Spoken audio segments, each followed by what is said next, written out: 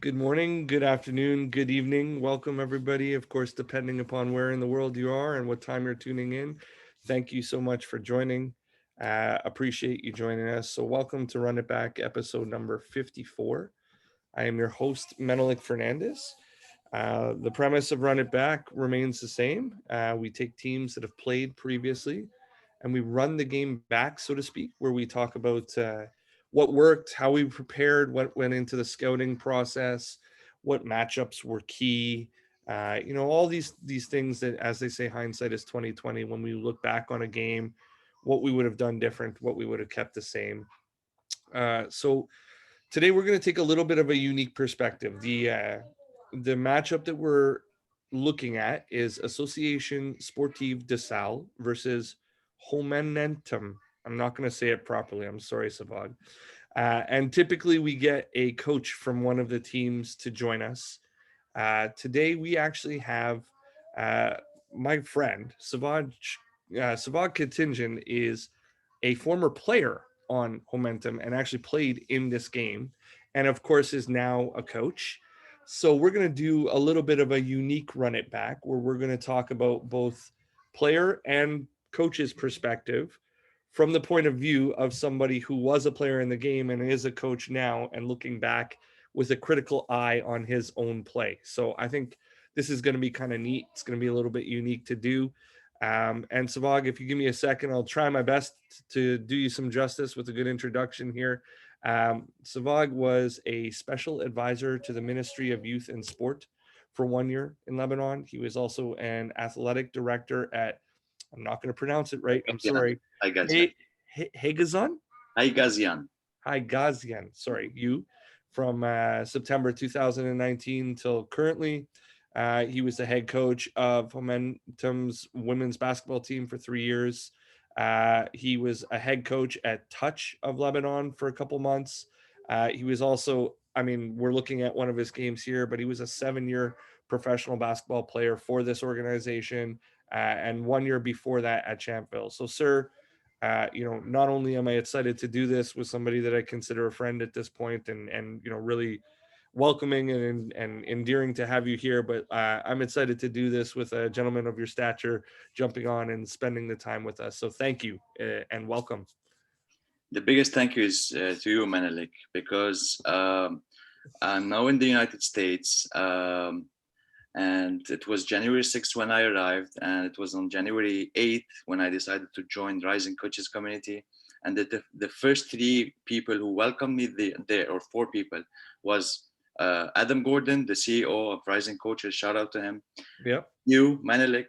Second, Carolyn Smalls, amazing young women's head coach to be, and Mr. James Covell, who's having tough time now recruiting new players. But you guys are doing, you guys like the welcome that you showed to me. It was something I will never forget in my life. And the first day I was on the Rising Coaches call, you were going to run it back with one of your coaches. I cannot remember who was on the call, but I got the chance to be there and attend, and it was just like an addiction.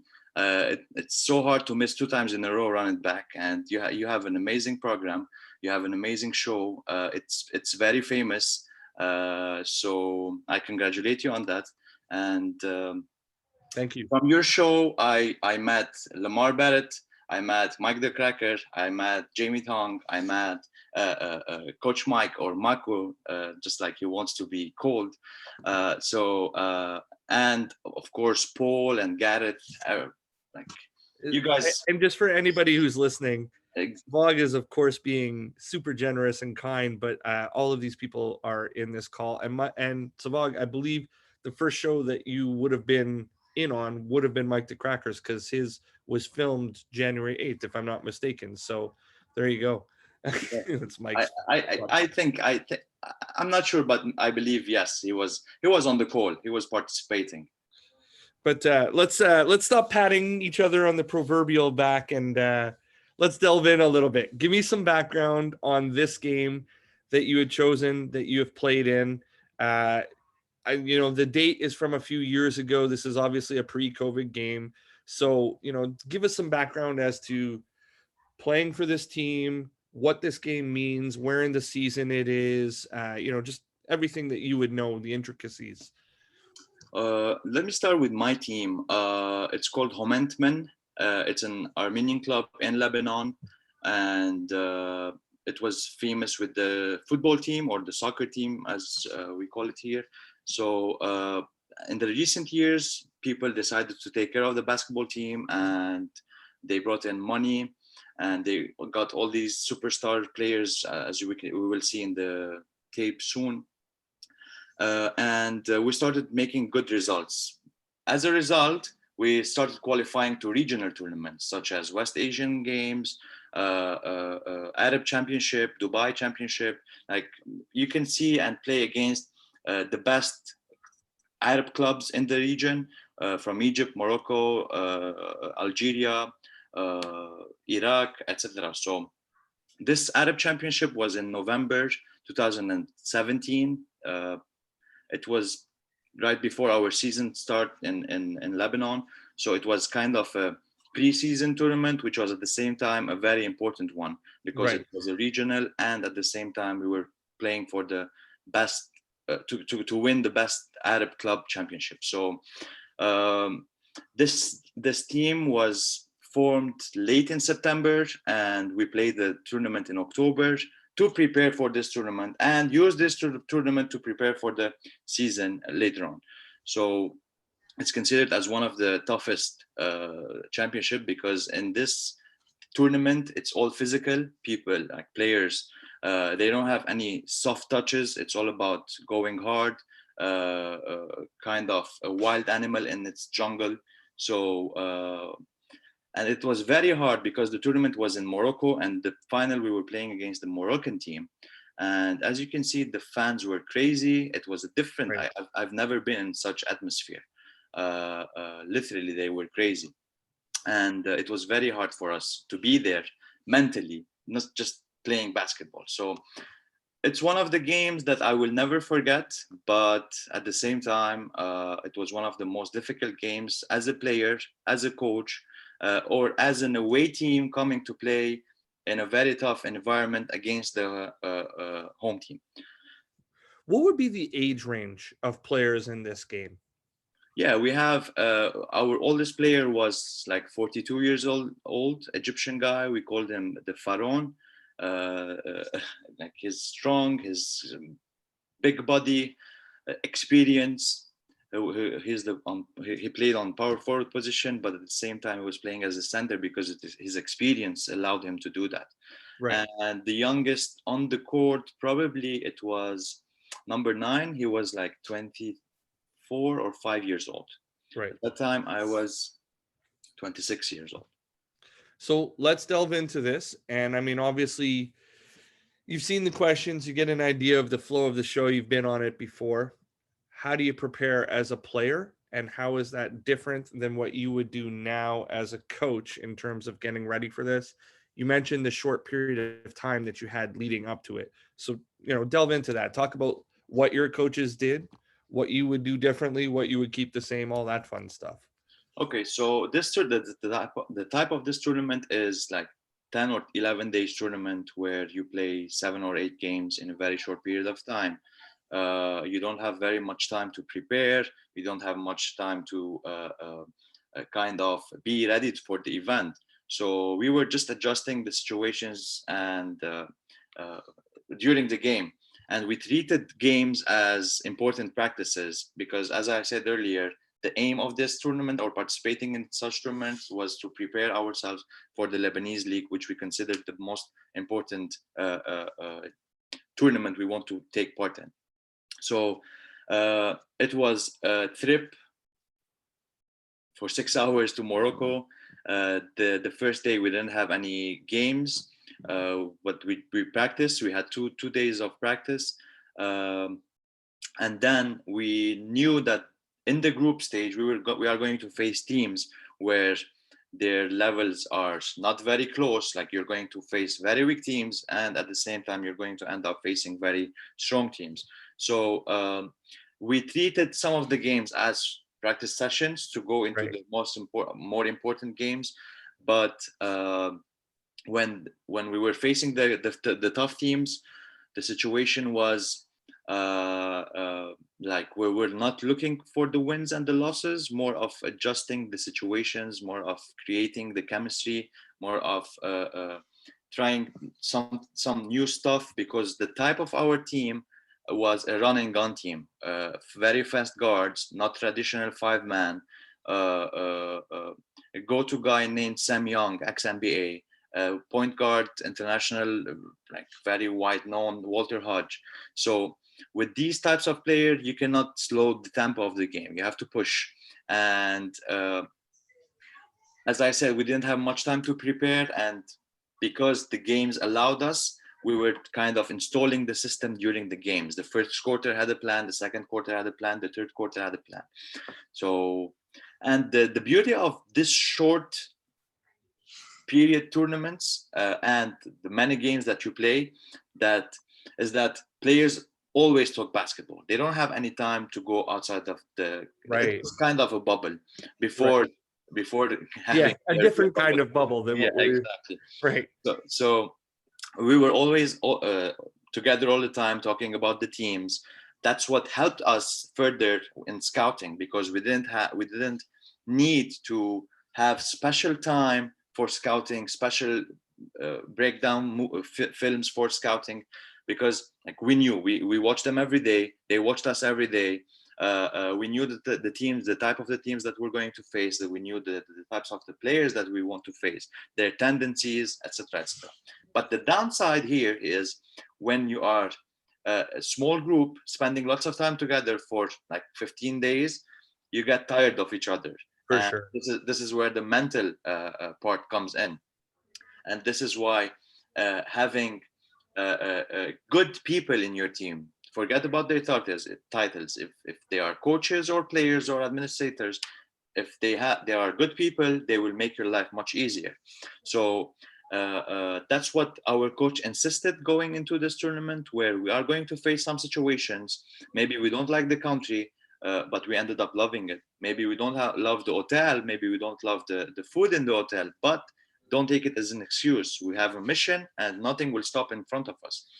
And as a player, uh, we were more than teammates. We were friends on and off the court. We really liked each other as people. Sorry, Sevag, did a lot of those develop during this time, or did some of you have previous relationships? Yes, no, some of us, the local guys, we had previous relationship, but the beauty of such tournaments that is that you can create like really like you can really know who are you spending your time with.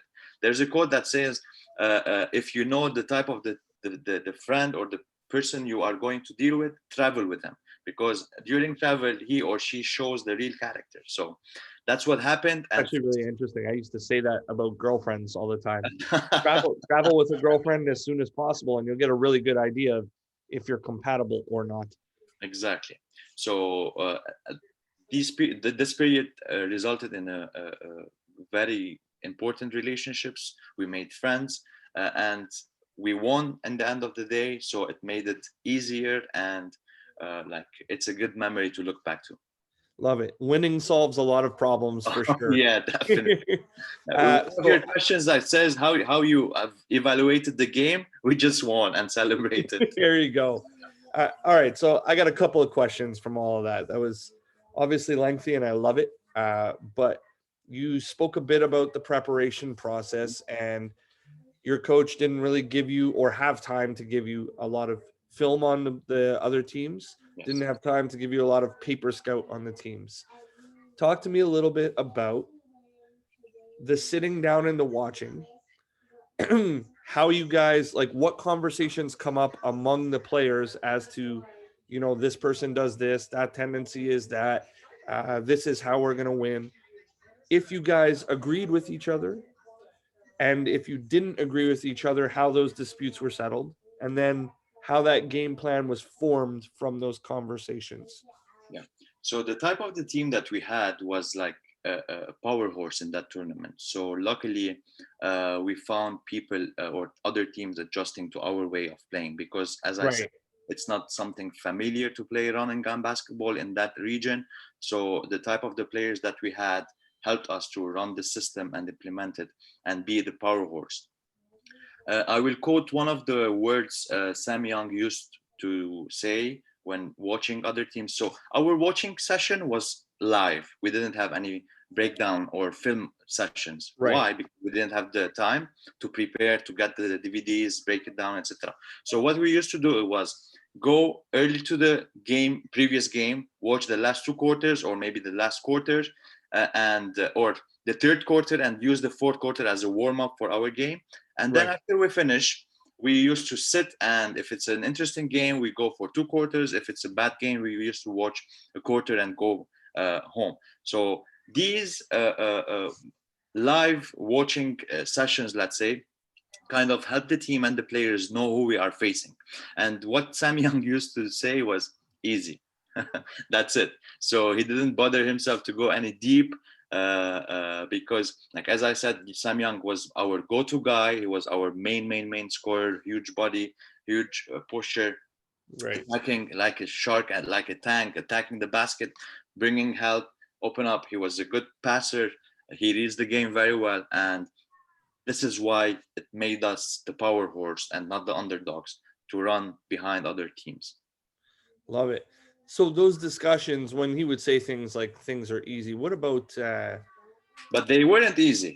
What Sam used to say it was easy, but at the end of the day, no. Like as I said, it's a physical environment. The players are going to come and literally fight. Like right. they're going to put their body on you, and they will literally fight. So it wasn't easy, but most of the time we used to agree to the approach. Okay, we go under, we go double here, we double the post, we push it to the left or the weak hand, etc., etc. So So love all that stuff. yeah, yeah. Love hearing all that. Now, my question then becomes, if you were to coach the game Mhm. or the team throughout this tournament, would you allow the players to take the lead in self-scouting? Do you think it was the best approach for what you guys were doing, or would you do anything differently? Before this experience, I thought that the coach has to come up with the scouting report and lead the team in how we should play. But after this experience, but for sure you have to have experienced players who know the game, who have Right. the experience for years to lead themselves. And like remembering Walter Hodge when we were sitting, like talking about how to defend the point guard of the other team, or the center of the other team, or the shooter on the other team going out of elevators or going running chasing the stagger screen. So it was a good experience, and it proved to me that it can be done, but not always. You have to have Right. the tools and the players who can do that, who can speak that very high basketball language, rather than the coach. The coach can for sure adjust if something is out of his own views or systems, but at the end of the day, the player is going to do that on the court, not the coach. The coach just can't instruct, but the player, if he feels he can do that, so why not? So the preparation in this method, like you said, and forgive me, my daughter's in school in the background. If you London, I hear, love I her. apologize. But you mentioned you need a player of a particular caliber in order to prepare in this sort of way. What about the coach that you had? Does that coach have to be a particular kind of coach that is more open to being flexible? And in this particular instance, did you find that your particular coach was good at doing that? He was able to, did he sit in on those sessions? Was he able to communicate with you guys and make it like a group type environment? Or was he, I know some coaches that are offended or bothered by players taking the lead. No, he was very open-minded. He was very flexible. He knew he had the ability to read characters, people characters. So Right. he knew that if I come up with and talk with this language, Walter will buy in. If I come and talk with this language, Ish, the Pharaoh, is going to buy in. So a month early in December, it was enough for him to know the tendencies of the players. And he knew that if I bring these guys to the film room, they will sleep. They will not buy in. So he had to adjust in this particular situation, share the leadership with the players, take ideas from the players, and yeah, do it on the court. I love it. I think ultimately this is where we're going with our higher levels of basketball right now, right? Like it is player driven at this point. Players win games. Anybody who knows anything will understand that, and that the Player of leadership, certain calibers, right, certain of certain caliber. talent. Like so, as the performer moves farther along the performance curve, less feedback is needed, right? So when Exactly. you're dealing with more professional type players, you basically you need to be more hands off and give them the reins, so to speak. And it doesn't mean have no power or have no say. There still Exactly. has to be respect both ways. But I like it. This is probably one of the first games that we've approached that has been done in this method. You did, however, mention that going into this tournament, you had a couple practices of on court time. Yes. What kinds of things were you guys going through? You mentioned you put in a lot of stuff during the tournament, but what were you going through in those initial practices in order to prepare for these games? I remember the first practice was just free shoot around, just to get to know the court, the atmosphere, the rims. Are they hard, easy? The floor, is it very hard, bouncy, etc. So it was just a free shooting practice, and then it was time to install our offense and some of our defense. Because, as I said, the very first game was not very tough game, so we had to practice our defense live, Right, straight going into the game. But running an offense in a game against any defense, against any opponent, needs some chemistry, needs to know what are the tendencies of the players, how the player likes to catch the ball, how to pass the ball, how to attack the basket, how to play the pick and roll. Because the big miscommunication on pick and roll on the 5-man side is either to roll or to pop out. Like, for example, the point guard looks for a roller. Meanwhile, the five has, or the four has, the tendency to open up for the shot on the 3 point. So nobody's going to these be are the there. There's stuff. no pocket. Yeah, Yeah. Having lots of pick and roll in our game, having lots of quick and fast breaks in our game. We worked on our pick and roll offense. We set, like, our expectations were, after the fourth pick and roll, the fifth one is a pop out for you to take your shot, not to feel only, okay, I'm just setting the screen and that's my game. No, right. I want you to shoot, but we have to know and set the time when. And that was our main target, and that's how we built our offense step by step. So I like it. You're putting in sort of like a conceptual based offense with some quick hitter actions. You're preparing for this. Now, if you were the coach, would you have prepared in the same manner? Would you have taken the lead a little bit more in terms of walking your players through? What if anything, would you do different? If I had the luxury to be able to recruit such players, definitely. But as I said, as a player, and knowing the traditional coaches and how they think, I was kind of surprised to the amount of flexibility our coach showed to this approach, because in our part of the world, it's all about horns, it's about staggers, it's about Right. all the time, like There's lots every. of horn sets in this game. I noticed that for sure. Yeah, so every time. So we had, like, I had never had the chance to work with a coach where we can kind of play freely, and that's why I wasn't being able to kind of succeed in this free game offense. Like, as I said, I never worked with a coach of a free game. I Right. always had Serbian coaches, Bosnian coaches, like, for coming from East Europe, very tough, high discipline. It's his way or no way, and I was in shock. But again, if I'm a coach, if I have the luxury to be able to recruit these kind of players, definitely it's my approach. Interesting. I like that. So, can you remember anything specific about your game plan that you guys would have talked on or arrived at for playing uh, this Moroccan team? Like, what screen coverages did you decide on? I mean, you mentioned you wanted to play fast. Did you talk about how how often, or if you were running on, only misses or misses and makes, or off the free throw, you're setting up a press, like what details did the players arrive at for this game? So we usually start from defense. So we had a rule: every time we score a 3 point on the offense, we go back 3-2. And Wow, right yeah, on.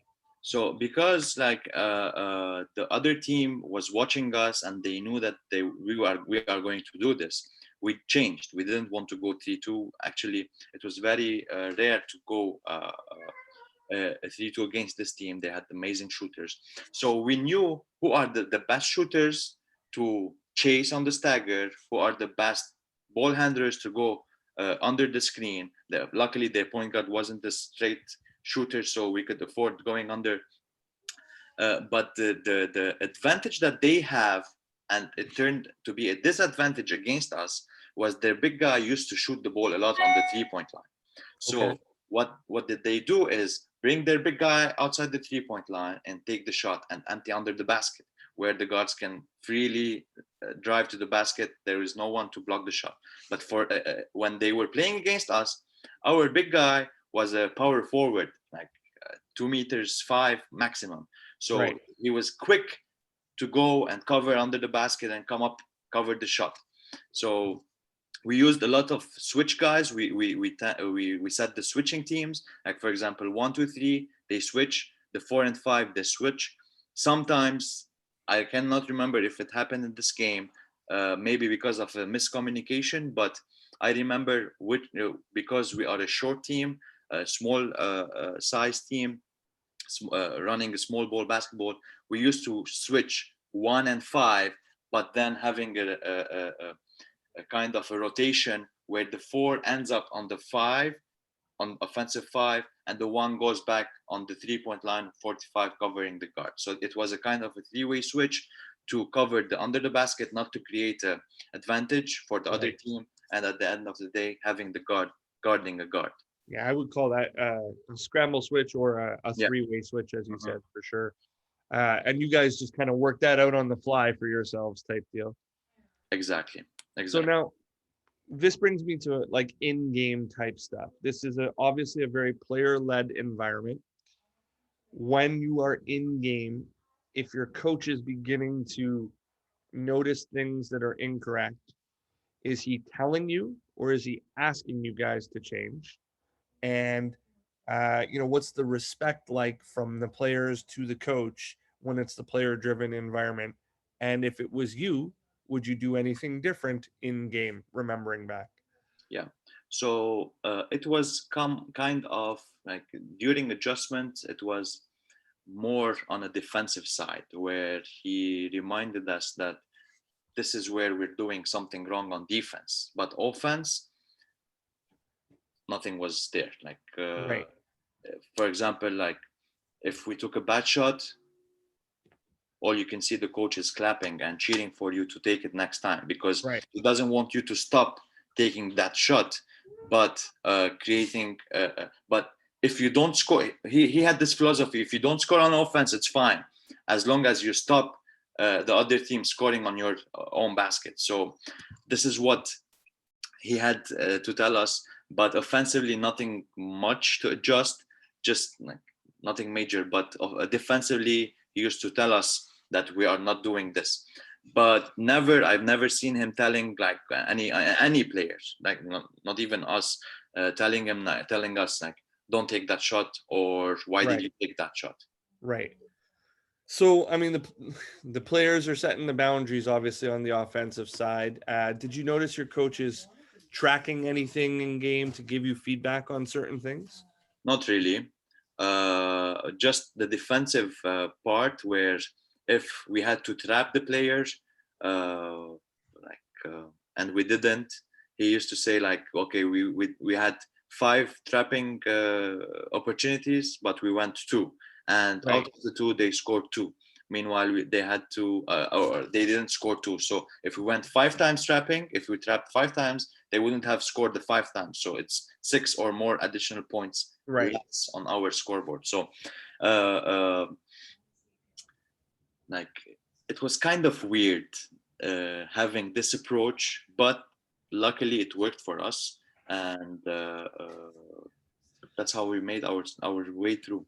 I'll tell you, Sevag, it's not that weird to me. Like, so I'm a when I played, like, I'm a child of the 80s, but I played in the 90s. Hmm. Only a high school career. I didn't achieve the level that you did, type deal, but like pretty good rep teams, pretty good high school teams that I played on, went pretty far. And a lot of stuff uh, was figured out in this manner at that time, where it would be like, you'd have a coach who might have a specialty. As you mentioned, in this case, it might be like, hey, we're going to focus on the defensive end. Yeah, So, if we're going to play the 3-2 after whatever, maybe that's his specialty. He'd focus in on that. Like, so for me, I remember with my rep team, we used to have a pretty good 1-3-1, and he really would watch rotations and really give feedback on that. But offensively, it would be go play, go figure it out, survival of the fittest type thing. And I don't think that it's any better or any worse, because you can overcoach in certain scenarios. It's just a different way of doing it, which was part of the way that part of the reason why I was like, I love this. I definitely want to sit down and hear your perspective as to how it worked for you, and if you would do things differently now being a coach, looking back on it. Um, Things like pace or how many to the glass or any of that, did those things even matter? Were they even things that were talked about amongst you guys? not really. Just No. the point guard calling out the pick and attacking the basket. Something attacking the paint was, or bringing the ball into the paint was something that we used to do because we wanted the defense to collapse and have our shooters take their open shots on the 3 points. Right. So also having the, again, it's about the caliber of the player. Like, it's very hard to stop a player like Walter Hodge from going or attacking to the basket or not getting to the basket. The worst case scenario out of a pick and roll with Walter Hodge is an assist. So because like he had this craft, he could literally take down the defense and make the best out of his teammates.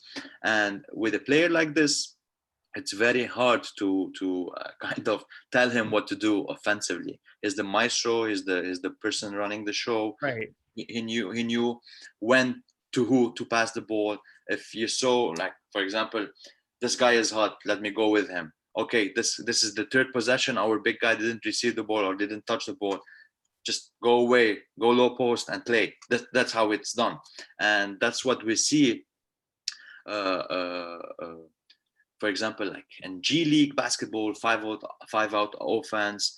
There is no complicated sets. The coach is very easy flow with the players. Like, we don't see shouting and the type of deal that we see in Europe. So that's how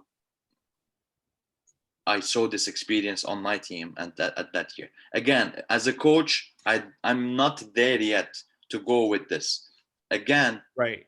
again, if your players are like youth players or under 20s, under 80s, under 60s, it's not it's not a favorite way to approach, because the players deserve to learn the game of that basketball from all Right. all of I its agree. aspects, all I of its aspects. Sorry to interrupt, but I feel like, to what you're saying, you empower youth by giving them more so that they can better make their Exactly, decisions. But exactly. at this That's my point job. now, you're playing with something different, and it's a different scenario entirely. Exactly. Like it. The only other question that I have, and please, other coaches in the room, feel free to jump in if you have anything. But the only thing I have before we jump into a bit of video is, in hindsight, when you're looking back at this game, I mean, for those that don't know, you escaped with the W at the end here, and it was a great game, went into overtime. But is there anything that you think from the preparation process, either as a player or from the mind of a coach now, that was missing? That, like, if you had it to do all over again, you would add this in or subtract this? Like, maybe we did too much in this and didn't spend enough time in that, so to speak, for this particular game. What now, after going through the game experience, I would say, like, maybe and for sure covering late game situations, regardless of the situation you are in, if you're up by 10 or if you're down by 10, because those are both different situations, two Right. different approaches, which we may end up being in. So definitely we would have worked on that situation, how to bring the team back, or how to keep the advantage that we have created the past 30 minutes or 35 minutes in the game. So definitely late game situations, definitely coming out of the press, because during the tournament we didn't face any pressure defense, but this is the final. The winner takes it all, and the coach will use the opponent. The coach of the opponent team will use any tool that he has in his Sure. pocket to stop our run. So we had to expect anything. We had to expect the box and one. We had to expect. It's not always relying on the smartness of or the IQ of your players. Again, no matter how smart or active or valuable your player is, he needs the support of a coach. Where you might face a guy who will stick under you, who will sit under your nose for 40 minutes, who will talk trash to you. He will like do everything possible for you to not play your game. So just be prepared for that moment. Just be prepared for facing non-basketball related problems you might face. Right. So take it easy. So Love it. If anybody has any questions, please feel free to jump in. If not, I'm going to jump into the video a little bit. For anybody who is listening, I will, of course, try my best to describe what is happening during this game. Sevag, are you good? You can see that? I can see that, sir. Okay. So, um, first clip, defending. I call it their first ATO, but really it's the first play of the game. Really just kind of want your perspective if you had seen the set from when you were watching them before, and what you see when you look at it now. So, I mean, the ball starts at the point. It's basically a diamond set for them. They pop out to the right, offensive right slot. Um, and I mean, it's just basically a quick three. So, like, Yep. there's not a whole lot going on there. But what do you see? What do you think? What do you think they're trying to establish by getting this person the ball, and how do you think you played it defensively? The priority is to keep the point guard busy, not to see the pass out of the diamond. So hesitate, go back, just make him think that he might lose the ball. And then staggers and diamonds, like which we always chase the player running for that. And then we send him to the helper, where you can see the helper in the baseline fronting the big guy, and we want him to take this shot, because coming out of a stagger or coming out of a diamond screen and catching and shooting is, if you go back to once he caught the ball, the center is going up to deny the curl. We want him to receive on the the furthest point possible, so that our guard can catch him on the 3-point line and have his hand on his shot. And then we make him dribble the ball, take him, send him to the baseline help, and take the shot from there. Like it. So on any stagger or any diamond motion, as you mentioned, I see your big detached there. The Yes. gentleman who's guarding your point, do you also drop him typically so that he's below level of ball? So Based right Yeah, here. yeah, definitely. Because we want the player who has the ball to think that he's facing more than one player. He's facing a team defense. He's not just facing a one-on-one game. So Right. every time the player is one pass away, two passes away, everyone is engaging in the defense and ready to jump for the help. Love it.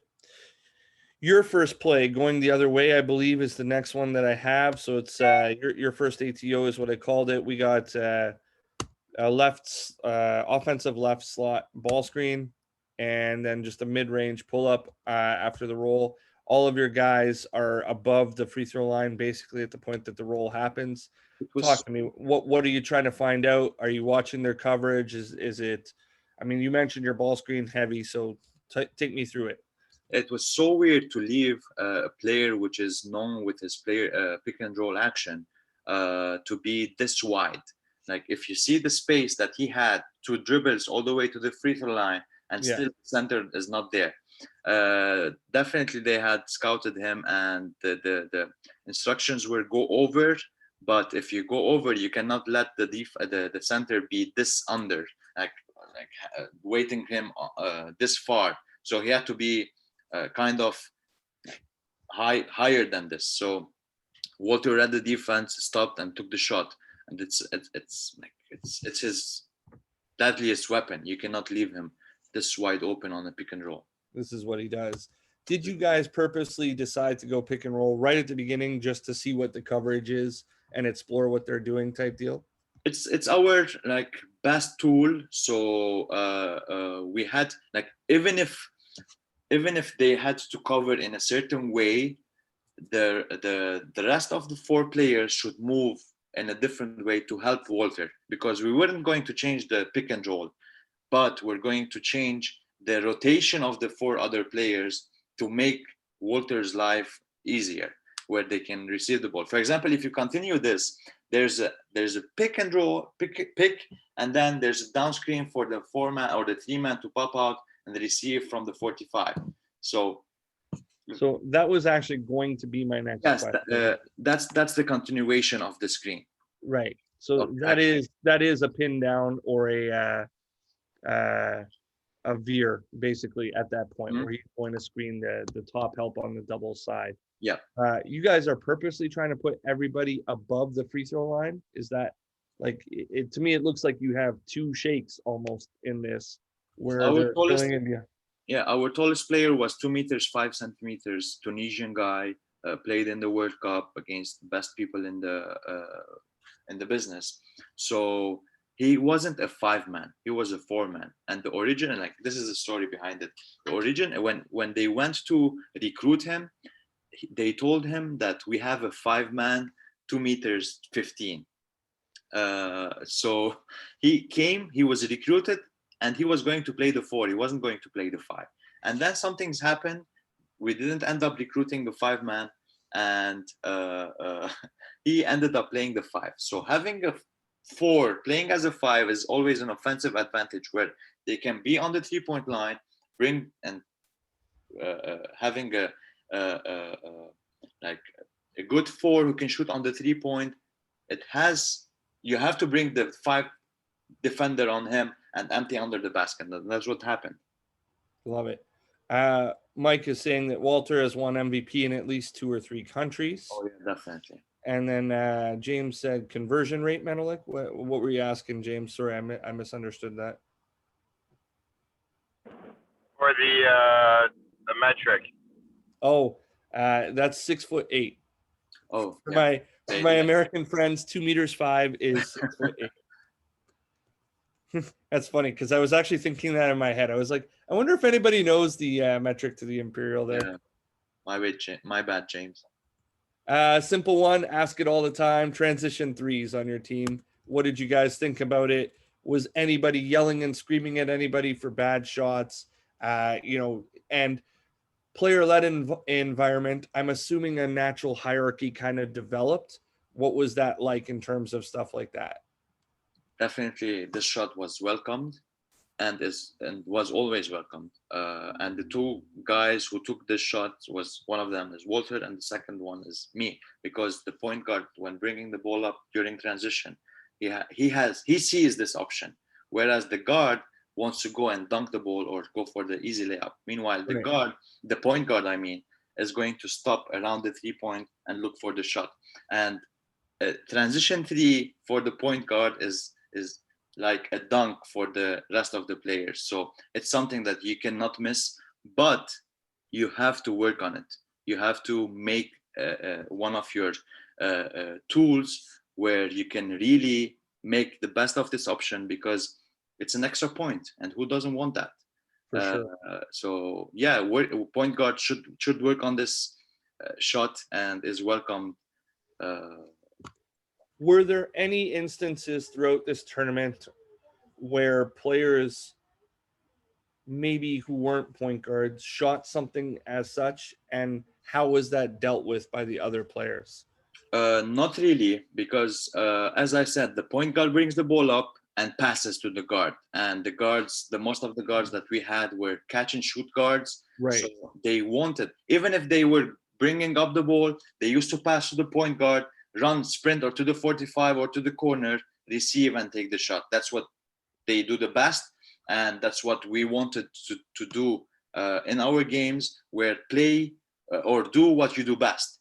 And if you're not an expert bringing the ball up, stopping and taking the shot, don't do that. Pass, run to your spot, receive the ball and take your shot.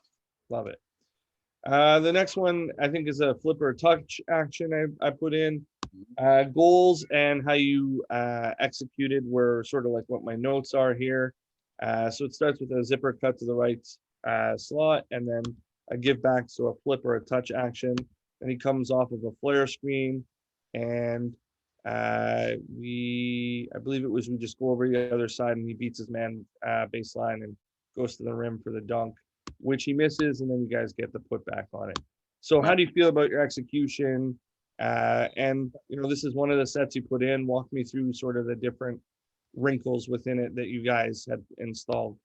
Yeah, so we wanted Sam Young to receive the ball under the basket, to play one-on-one, not from here, from under the basket. So the play was going, yes, if you go, yes, okay, hand off, flare screen, reverse, stop. Now this guy, the player has the ball, should reverse it to the player on the 45, and the pass should went into the post from the 45. It's a better angle pass. Look at him. It's a complete desert there, one-on-one. And if Sam Young receives the ball from there, you just go back to defense because it's a score. Yeah. So the goal was to make. That's what they say about me, by the way, Sevag. Just so you know. That's what. Once I catch it, just go play defense because it's good to drink. Man, but yeah, the ball should go to the post from the 45. It's a better angle. It's less hands. There are less hands there. So if you see under the basket, it's completely alone. Sam waiting for the ball. It's a one-on-one. If again, as I said, we wanted the ball to bring into the paint. The defense collapsed, go for a double team, go for a rotation, etc. Look at the 400 dogs waiting on the three-point line, starting from the far right to the 45, and the rest on the other side of the court. So this is what we wanted to do. Unfortunately, Sam missed a great dunk. But what I want to talk about is the fake. Here, the shot fake that Sam Young did here is something phenomenal. Like this one, got him up. That's for sure. And that's an amazing shot fake where exactly look at the beauty. Like he takes the ball to the highest point without jumping, and then look at the defense. He's done. Listen, if LB is in the chat saying best shot fake in the business, that guy's got a good shot fake. You know LB, you know it, LB. Man, he went up on his toes. Like yeah, Sam, I had a coach against him in high school, and before he went to Pitt, he mastered the shot fake. Exactly. No, it's an art. This shot fake is an art. Not everybody can do it. But again, attacking the baseline, look at the defense, how it collapsed. And we have one shooter in the corner, the other shooter on top, waiting for the pass and take their shot. So would you guys be talking about where they help from at all as players? Like to me, it's strange that they help from one pass away and that they ultimately end up with four people in the paint, basically. Would there be any feedback amongst yourselves like, hey, let's make sure we take a look at that when he's driving? They're helping from all over, too many to the ball. Is there any conversation like that happens? Yes, we wanted the help come from the opposite corners so that we can empty our 3-point shooters. But it's so weird that they know what we do best and they should know how to defend that. But I've never seen a help defense such like this. It's so weird, but yet again, it's our game imposing on their whatever defense they are playing. We always had the options to kick out. We always had the options to post up. We always had the options to bring the ball from top to the bottom and attack the basket very hard. So regardless what kind of, we knew they couldn't match up our size, our speed, our playing style, and that's why it's kind of like they lost how to defend this type of team. It reminds me of something that Coach Ty Ellis said in the Run It Back that he did, where he said you want to be the team that is dictating and not the team that is dictated to. Exactly. What do we got here? We got this is an interesting set by them with a diagonal handoff action that leads to a shot. I liked this set. They obviously don't hit it. I'm wondering this wasn't if you had seen it. Yeah. This isn't if you had seen it. Sorry, Sevag. I was just gonna say I was wondering if you had seen it and how you felt you played versus what this is. For anybody who's listening, basically the two forwards go to the elbows like a horn set. The two wings are in motion. You get like a cross screen up top and a pop to the left slot, and then you get a diagonal handoff coming all the way across the court, and they get pinned. Sevag's team gets pinned on the screen, and he shoots against the big who's stepping up. All yours, sir. Sorry. So this isn't the best shot, and I believe that it wasn't the shot they wanted to take, because their best shooter is number 7, who is running to the left side, 45 now. He is on the 45. He is the best shooter. And if you can see after the cross screen, he receives a down screen or pin down screen from number 11, where if you stop here, yes, look at our guard guarding number 7 under the basket. He's stuck because he is bumping under the basket for the cross screen. Okay, so he's bumping the big guy, and then he has to follow the best shooter on the other team. It's basically screen the screener from the other action from the other team. And look at the number 7, who is the best shooter. He's wide open.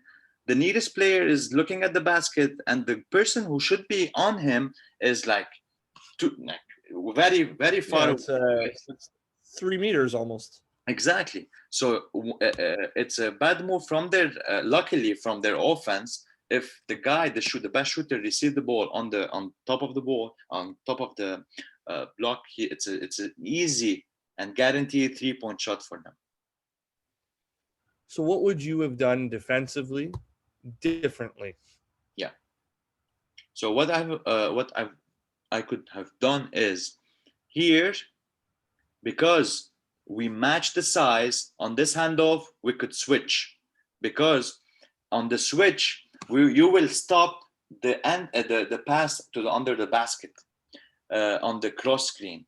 If you don't switch, it's an open lane, and that's why he got excited for the shot, because Sam was behind and they had to switch here to stop the pass under the basket and stop the shot. And then another switch would be the top guy denying the pass on the 3-point line, because he's the best shooter. I prefer to have a 2-point game from under the basket out of the screen rather than having a wide 3-point shot, because we weren't able to chase the defender. So that second switch would come from the person who's stuck on 11 screen, or it would come from, interesting. Okay. So then you would have the person who's closing the best shooter go to the person number 11. Yes, bump him and try to get the offensive foul, because all what he does is to roll to the basket. And if you're waiting him under the basket, he's going to come and bump you in the face. Right. This one, I like this one. This is a play that breaks down. Talk to me sort of about like the play after the play concepts that you have. And let me know who this shooter is. This guy looks familiar to me. So for anybody for anybody who's listening, there's a pass to the left slot. There's a screen away, comes up for the ball. And as he's coming off of this step up screen, the ball gets poked out and they get it back. And shot clock is winding down. Swing to the other side of the floor. And it's about a 25-foot three to save the team at the end of the possession. And I think that's Sevag, if I'm not mistaken. That's number 11 out there showing some range. Have to put that guy in there for sure. Thanks for this one. But yeah, that's me. But talk to me about play after the play. Obviously, this breaks down. what were your guys' Go back to concepts? What were you, if we go, what were you trying to do at the end of the clock? I mean, obviously you have, you have good instincts to get it up, but like, did you have anything sort of in place? not really. I just look at the shot clock to see what can I do. Just called for the pick, but then it was just too late. I had to take the shot. But the beauty of this play is in the beginning of it, where if you go back, yes, it's a pass to the 5, handoff, and then a stagger to the wingman. Right. I thought it was supposed to be a stagger, and it looked Yeah, kind of like it was should be just- like, if you see now, it's a late stagger now. Yeah. He receives, and it's a rescreen to play the pick and roll.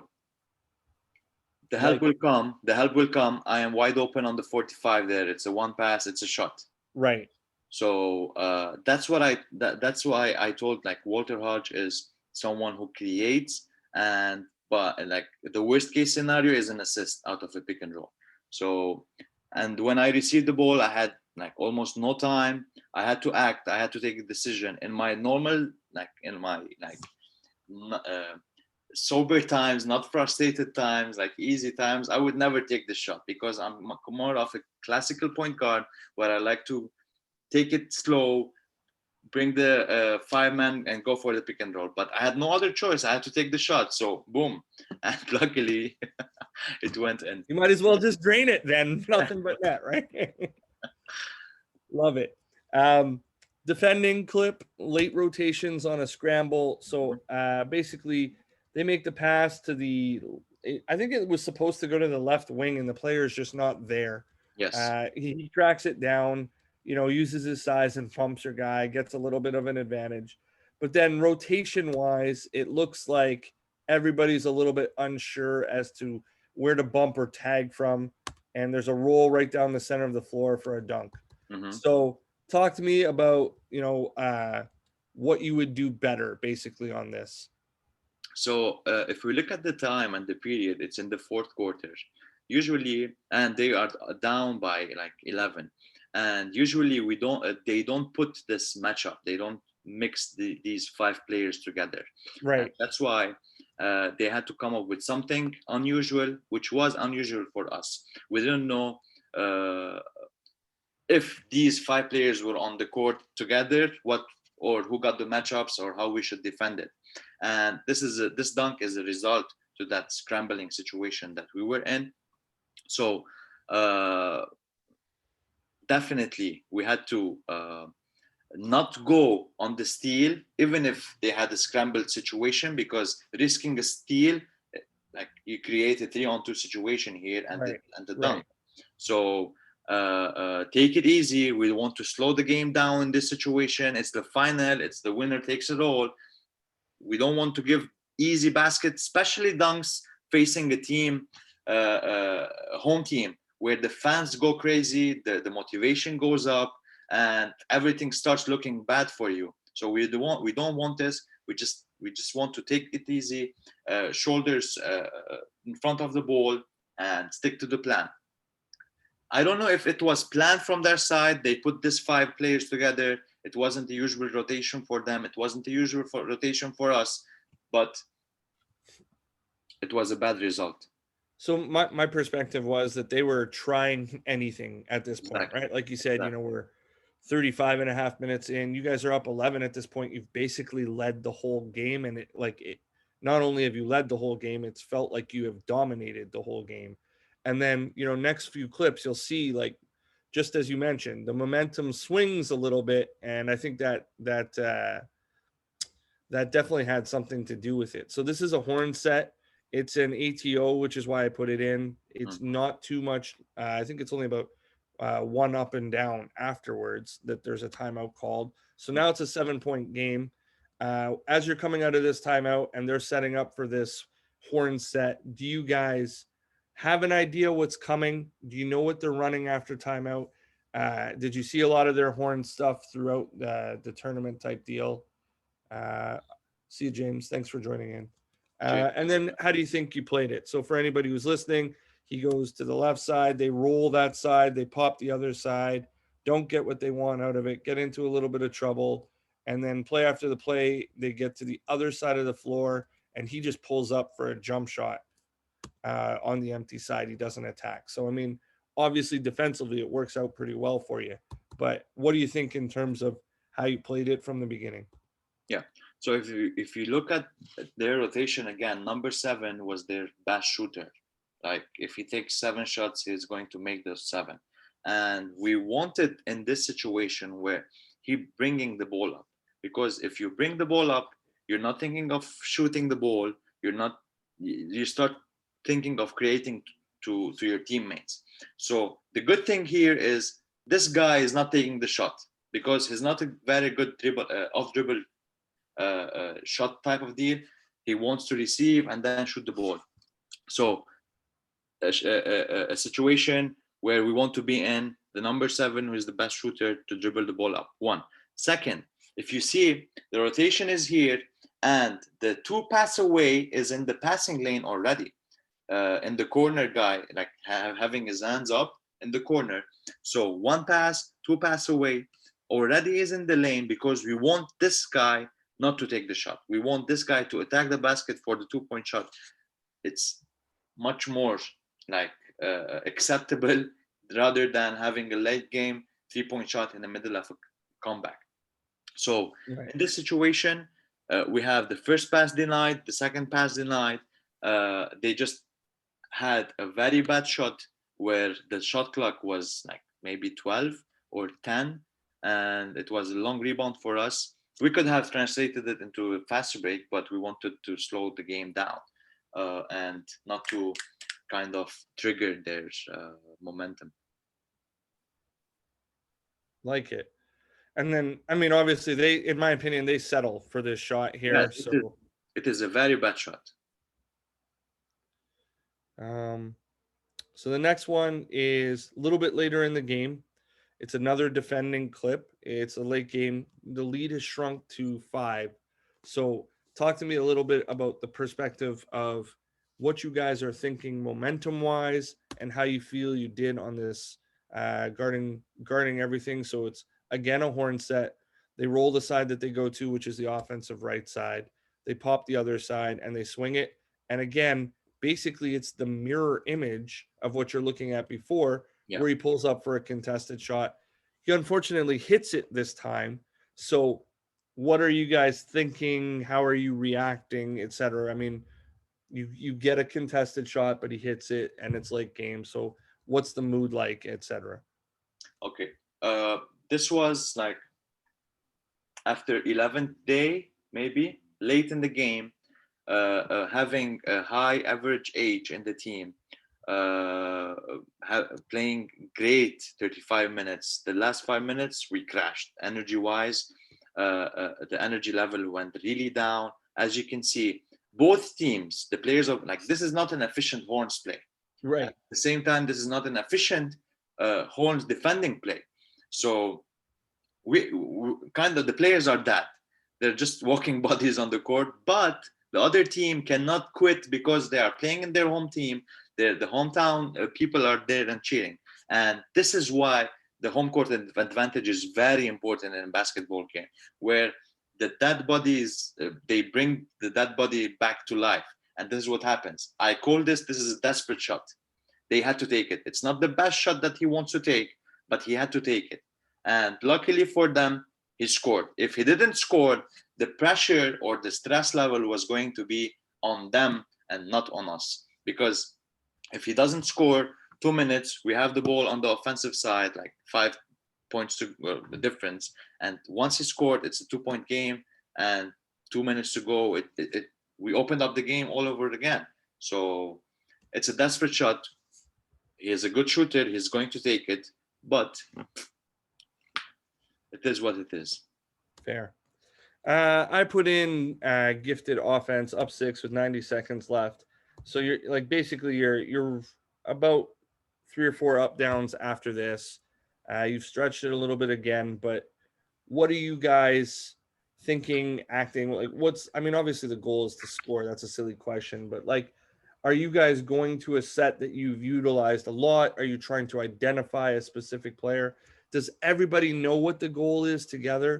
or are you just trying to move and react? So, I mean, basically you get a screen up top that's missed, you hit the roller and they just fall apart. So there's a little bit of life that happens from it here.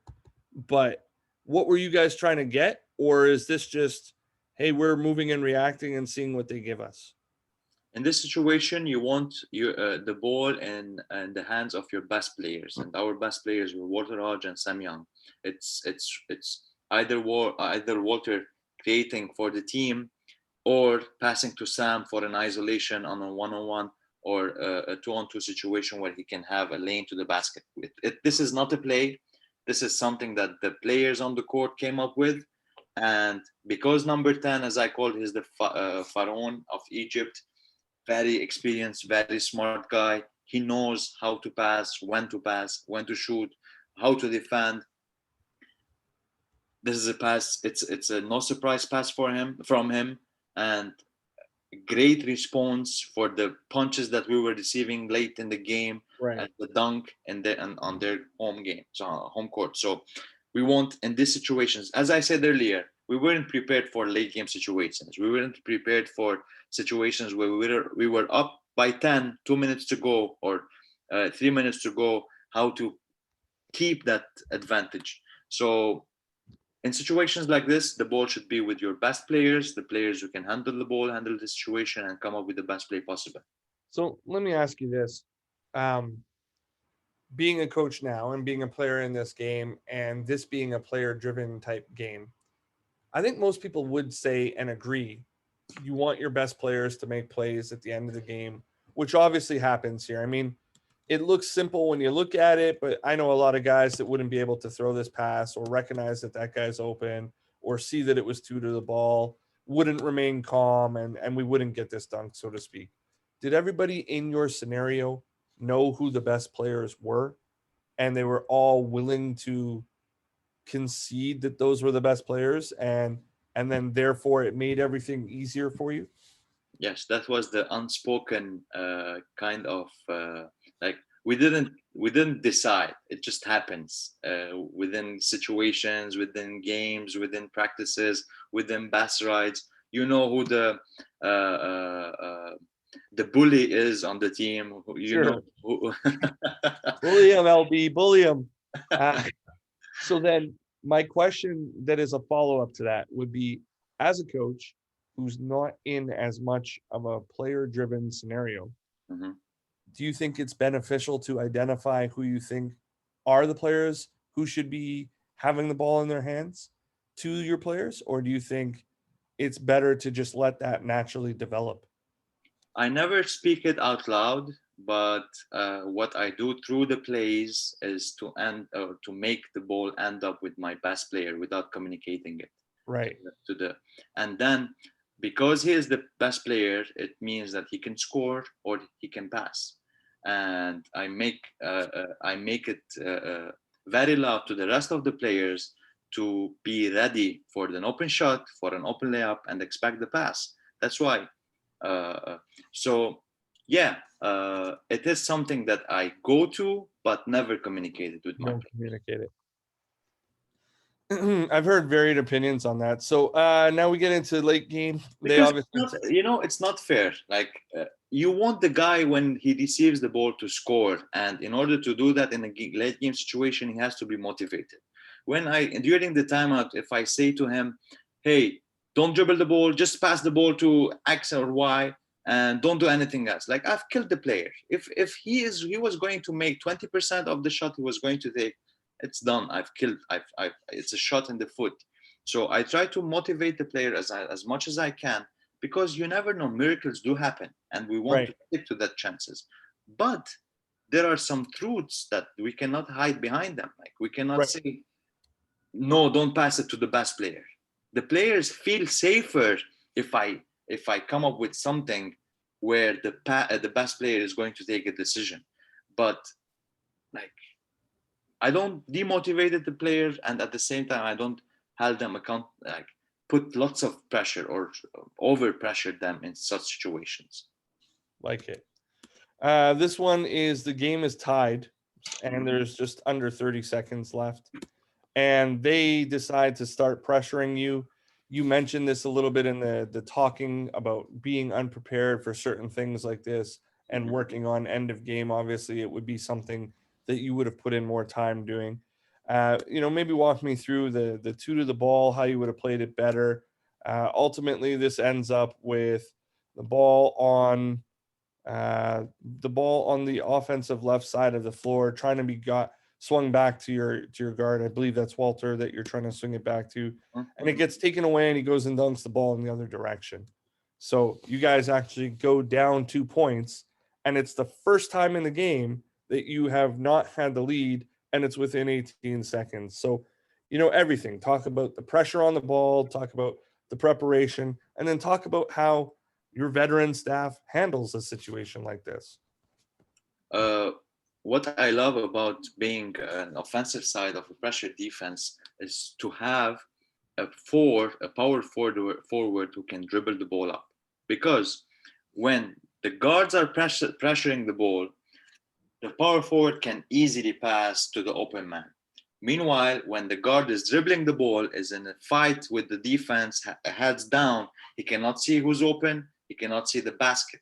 So this makes an advantage for us where the foreman is bringing the ball up, he's not being pressured very hard because the threat is one pass away, so they had to go deny the passes more than pressuring the ball, and giving some breath to the point guard. It's like some air to the point guard. Here, the bad thing happened here is Sam Young is not the best out of press ball handling player. Yes, he can bring the ball up, but we don't want to put him in that situation. We want him, whenever he receives the ball, attack the basket very aggressively. And who does that? Number 10, the Pharaoh, the Egyptian guy, where he can be a perfect duo with Walter in the backcourt, in the forecourt, where pass it to Sam. Because if you see, the pressure is 3 players from the red team on our part of the half court. So one pass away to Sam, it's a 3-on-2 situation. It's an advantage for us. It's maybe a dunk or a 3-point. Meanwhile, we put Sam in a bad situation, a deflected pass, and the dunk with 20 seconds to go in the game. So again, late game situations, we weren't prepared. What I would do is switch between Sam and the Egyptian guy, because in the previous play, as you said, not everyone can pass the ball in that situation for a dunk, or not everyone Just can remaining calm and reading the help. It's a skill for sure. That's what Ish does the best. Stay calm, experienced, like big time player. So yeah, definitely not the ball not in Sam Young's hand. Or if he is going to be, it was the bad side, it was the bad pass. Look at the left side. We have 2 players open. Yeah. We have 2 players open here. So it shouldn't go to Walter. It should have went to the left side and then create something out of it. So then in terms of the dunk and the 18 seconds left and the loss of the lead, what are you guys saying? What are you doing? Right? Like, so you draw up the ATO, but what's the energy like in the huddle? What are those of you who, I mean, you go on to become a coach, obviously. What kinds of things are you giving feedback wise? Or do we just basically say, screw it, it's a mistake, next play? Basically, that's the approach. Also, believing that we can win, because